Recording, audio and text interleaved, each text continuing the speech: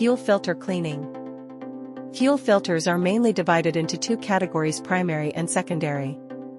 The secondary filter is replaced after the vehicle has run for 20,000 to 25,000 kilometers, but the primary filter can be fitted after cleaning it once or twice.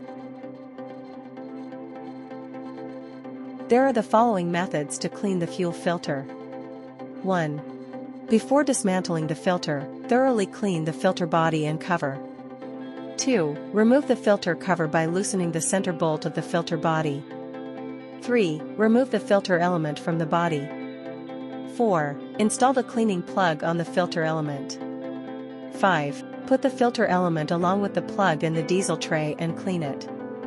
6. Clean the dirt from the element with a bush. 7. Take the filter out of the tray and clean the dirt inside by blowing through the cleaning pipe. 8. Clean the body and cap of the filter thoroughly with diesel.